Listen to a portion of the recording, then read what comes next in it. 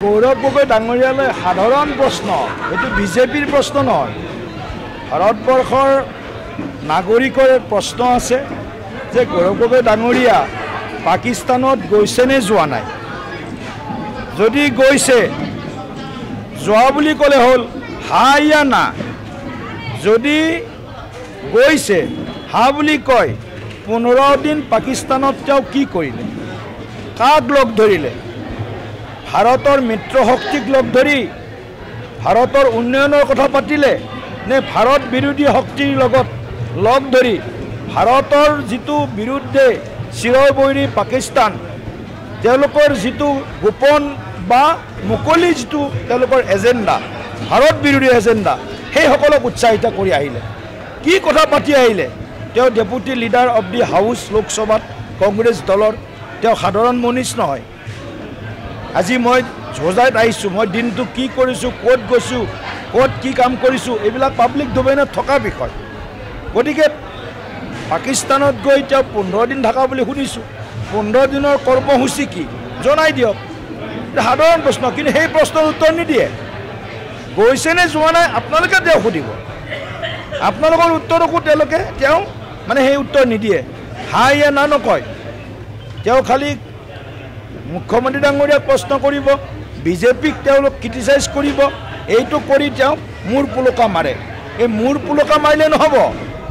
কংগ্ৰেছ দলটোৱে সদায় মই দেখোঁ বহু নেতাই তেওঁলোকৰ বক্তব্য, তেওঁলোকৰ ভাষা, তেওঁলোকৰ মন্তব্য পাকিস্তানৰ যেনেকুৱা ধৰণৰ বক্তব্য, পাকিস্তানী সন্ত্ৰাসবাদৰ লগত, উগ্ৰবাদৰ লগত জড়িত উগ্ৰবাদী সংগঠনৰ নেতাৰ যেনেকুৱা মন্তব্য, বহু সময়ত কংগ্ৰেছ নেতাৰ ভাষণ আমি বক্তব্য একেই যাতে মানে সমান বক্তব্য দেখিবলৈ পাওঁ, শুনিবলৈ পাওঁ। গতিকে সেইকাৰণে গৌৰৱ গগৈৰ প্ৰতি মানুহৰ সন্দেহ হৈছে। গৌৰৱ গগৈ সন্দেহ নিৰসন কৰক, সেইটো গৌৰৱ গগৈৰ দায়িত্ব, চৰকাৰৰ দায়িত্ব নহয়। তেওঁ বাৰে বাৰে চৰকাৰক কৈ আছে প্ৰচাৰ কৰক, প্ৰকাশ কৰক। তুমি কৈ নিদিয়া কিয়? গৈছা নে যোৱা নাই পাকিস্তানত? ল'ৰা ছোৱালী দুটাক, তৰুণ গগৈ ডাঙৰীয়াৰ নাতি দুটাক তেওঁ ভাৰতীয় নাগৰিকত্ব দিছে নে দিয়া নাই? গৌৰৱ গগৈ কৈ দিব লাগে নালাগে ৰাইজক? ভাৰতীয় নাগৰিকত্বৰ সলনি ব্ৰিটেইনৰ নাগৰিকত্ব দিয়াটো অসমৰ ৰাইজে ভাল পাব নেকি কওক আপোনালোকে? যদি অসমৰ জন্ম লৈছে বা ভাৰতত জন্ম লৈছে, স্বাভাৱিকভাৱে সেই দুটা সন্তান ভাৰতীয় নাগৰিক হ'ব। কিন্তু দুৰ্ভাগ্য যে সেই অবধ যি দুটা শিশু, সেই অবধ শিশু দুটাও নজনাকৈ তেওঁলোকৰ নাগৰিকত্ব, ব্ৰিটেইনৰ নাগৰিকত্ব লোৱাই থৈ দিছে। এনেধৰণৰ তেওঁলোকৰ মানসিকতা। গতিকে এই মানসিকতা হয়তো ছোনিয়া গান্ধীৰ দিনতো দেখিছিলোঁ, আমি ৰাজীৱ গান্ধীৰ দিনতো দেখিছিলোঁ। বহু বছৰৰ মূৰত ছোনিয়া গান্ধীয়ে নাগৰিকত্ব লৈছিল। আজিতো গৌৰৱ গগৈৰ সহধৰ্মিনীটো নাগৰিকত্বৰ কোনো চিনেই নাই যে ভাৰতীয় নাগৰিক হয়নে নহয়, কোনেও ক'ব নোৱাৰে। গতিকে ভাৰতীয় নাগৰিক নোহোৱাকৈ ভাৰতবৰ্ষৰ সংসদলৈ 2বাৰ 3বাৰ নিৰ্বাচিত হৈ যোৱা তেখেতৰ দায়িত্ব আছেনে নাই?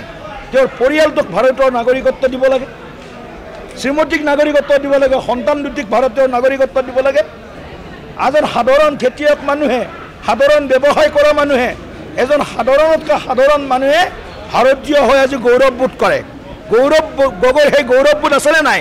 ভাৰতীয় হৈ গৌৰৱবোধ কৰা গৌৰৱ গগৈৰ সেই গৌৰৱ তেওঁ সেই অনুভূতি কৰে নে নকৰে যে দেশ আজি আগবাঢ়ি গৈছে, ভাৰতবৰ্ষ বিশ্বৰ মহাশক্তি হোৱাৰ দিশত আগবাঢ়ি গৈছে? মই ভাৰতৰ নাগৰিকত্ব ল'ব বিচাৰোঁ, ব্ৰিটেইনৰ নাগৰিকত্ব ত্যাগ কৰি ভাৰতৰ নাগৰিকত্ব ল'বৰ কাৰণে গৌৰৱ গগৈ সাহস গোটাওক। সেইটোৱে তেওঁৰ প্ৰতি আমাৰ আহ্বান থাকিব। আপুনি বিচৰা বাতৰি পাব কেৱল নিউজ 18 এপত।